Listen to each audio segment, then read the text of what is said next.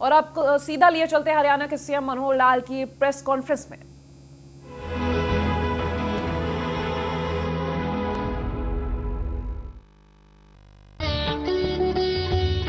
महात्मा के मंत्र,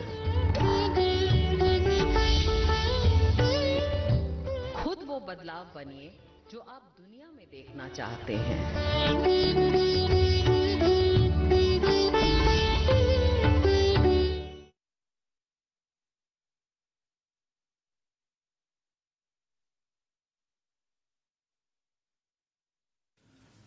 युवा ही वास्तव में एक ऐसा हमारा स्रोत है ऊर्जा का कि जिसके उसकी अपनी टैलेंट, उसका अपना योग्यता, उसके अपने गुण, उसकी अपनी क्षमता, उससे हम अपने देश को, समाज को खूब आगे बढ़ा सकते हैं। हमने हरियाणा में युवाओं के विकास की ओर पर्याप्त ध्यान दिया है। हमने अपना जो ये दूसरा कार्यकाल शुरू हुआ, इसके घोषणा पत्र में ये उस समय घोषणा की थी कि युवाओं की अपनी पढ़ाई, युवाओं की स्किलिंग, युवाओं की क्षमता को बढ़ाना और साथ ही युवाओं को नौकरी के लिए बार बार जो आवेदन करना पड़ता है ये नहीं करना पड़ेगा, एक बार आवेदन करना पड़ेगा।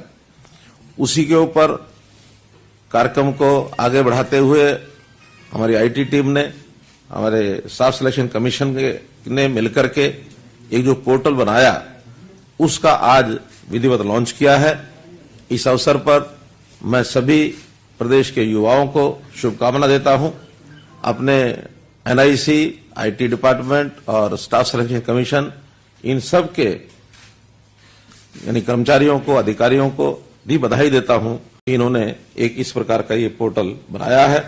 अब आगे से हरियाणा कर्मचारी चयन आयोग अपना जो सी और डी का जैसा बताया गया है, कर्मचारियों का जो चयन है वो इसी पोर्टल के माध्यम से ही करेंगे। वन टाइम रजिस्ट्रेशन आज से शुरू कर दिया गया है और अब ये 3 महीने तक यानी 31 मार्च, 3 महीने माने 12 दिन कम हो गए इसमें, 31 मार्च तक 2021 तक ये पोर्टल खुला रहेगा और सब लोग, चाहे वो 10वीं पास है, 12वीं पास है, ग्रेजुएट है, हायर एजुकेशन का व्यक्ति है, एक ही फॉर्म पर अपनी सारी डिटेल्स भरेगा। और जो कम क्वालिफिकेशन वाला है वो तो केवल डी में ही अपने परीक्षा दे पाएगा, लेकिन इससे ऊपर के क्वालिफिकेशन वाले यानी +2 और इससे ऊपर के क्वालिफिकेशन वाले चाहे तो वो डी में भी परीक्षा दे सकते हैं, चाहे तो सी में भी दे सकते हैं। कॉमन एलिजिबिलिटी टेस्ट जो है ये दोनों का अलग अलग होगा, सी का अलग होगा, डी का अलग होगा। डी में तो जो भी उसकी मेरिट लिस्ट बनेगी इंक्लूडिंग सोशो इकोनॉमिक मार्क्स मिला करके, उस मेरिट के आधार के ऊपर ही जो ऊपर के जितने भी कैंडिडेट्स होंगे उनको ऑटोमेटिकली नौकरी मिलेगी। हाँ, उसमें जो विशेष उनकी उपलब्धि चाहिए, जिनके लिए जैसा विशेष उनका अनुभव या तकनीकी अनुभव, इसके अलग से जो सर्टिफिकेट की आवश्यकता होगी, उन सर्टिफिकेट के लोगों को ही अपनी मेरिट के हिसाब से वहां नौकरी मिलती जाएगी। अलग से दूसरा टेस्ट नहीं होगा। लेकिन ग्रुप सी में डिपार्टमेंट की जो भी पोस्ट होंगी उस पोस्ट के हिसाब से उसका एक टेस्ट दोबारा होगा। और वो जैसे बताया कि अगर 30 पोस्टें हैं अप टू 30 तो 5 टाइम्स, 30 से 50 तक 150 फिक्स होंगे और 50 से ऊपर 3 टाइम्स, ताकि फिर वो 50 से ऊपर 3 टाइम 150 से ऊपर निकल जाएंगे। तो इस प्रकार से 3 स्लैब्स उसके बनाए गए हैं और मैं समझता हूं कि बहुत बड़ी एक सुविधा ये युवकों को, क्योंकि एक ही युवक बार बार टेस्ट भरता है, बार बार टेस्ट के लिए फार्म भरता है और उसको बार बार फीस देनी पड़ती है। उसकी बजाय वो 3 साल के लिए एक बार ही अपनी पात्रता टेस्ट के लिए ही फीस होगी।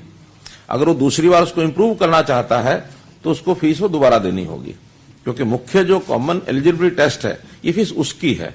बाकी जितने भी आगे टेस्ट होंगे ग्रुप सी के, उसमें कोई भी फीस नहीं होगी। इसलिए और जब भी वो आखिरी फीस जमा कराएगा उसके 3 साल तक वो वैलिड रहेगी। उस 3 साल से, मानो पहले साल कराता है 3 साल तक, और हो सकता है वो दूसरे साल फिर जमा करा के अपना टेस्ट देना चाहता है तो फिर चौथे साल तक रहेगी। तो इसलिए ये एक 3 साल की उसकी एलिजिबिलिटी हर टेस्ट की ये रहा करेगी। मित्रों, जैसा आप देखते हैं पहले हमारे, हाँ जी, एक एलिजिबिलिटी टेस्ट के लिए। वो एलिजिबिलिटी टेस्ट 3 साल के लिए वैलिड होगा। अगर 3 साल में आगे नहीं देता तो वहां तक रहेगी। लेकिन इंप्रूव करने के लिए अगर मानो उस अगले एलिजिबिलिटी टेस्ट के लिए फिर वो देना चाहता है तो फिर से उसको फीस देनी होगी, तो वो टेस्ट की उसकी भी फिर 3 साल वैलिड हो जाएगी। ये जो विभागीय टेस्ट में अगर रह जाएंगे तो उनको फिर क्या दोबारा कॉमन एंट्रेंस टेस्ट देना पड़ेगा? नहीं, वो 3 साल तक अलग अलग विभागों में भी टेस्ट देते रह सकते हैं। वो अगली बार फिर पहुंचने के लिए फिर दे सकता है। इंप्रूव करना तो बीच में इंप्रूव कर सकता है। अगर 3 साल तक उसने इंप्रूव भी नहीं किया, उसको उसके आधार पर कोई नौकरी भी नहीं मिली, तो वो 3 साल के बाद उसका ये पीरियड समाप्त हो जाएगा। अगले 3 साल के लिए फिर आना चाहता तो फिर आ सकता है। सामान्यतः होगा ये कि जो एलिजिबिलिटी टेस्ट में हायर मार्क्स के जितने भी बच्चे हैं, कैंडिडेट्स हैं, वही नौकरी के लिए बार बार प्रयत्न करेंगे। बहुत नीचे जो रह जाएंगे वो या तो इंप्रूव करेंगे या छोड़ के अपना काम करेंगे, क्योंकि इसमें हर एक बार के लिए उनको अलग अलग लालसा तंग नहीं करेगी। क्योंकि अभी तो क्या होता है, एक मान लो 5000 पोस्ट हैं, उन 5000 पोस्ट के लिए भी 10 लाख लोग आते हैं। 500 पोस्ट होती है उसके लिए 10 लाख फिर आते हैं।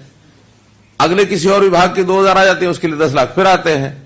तो वो जो बार बार आने का क्रम या बार बार एग्जाम लेने की बात, ये परेशानी युवकों के लिए भी खत्म होगी और डिपार्टमेंट भी सुविधाजनक तरीके से अपने पूरी क्षमता से इन टेस्ट को जल्दी से जल्दी कम टाइम में करा सकते हैं।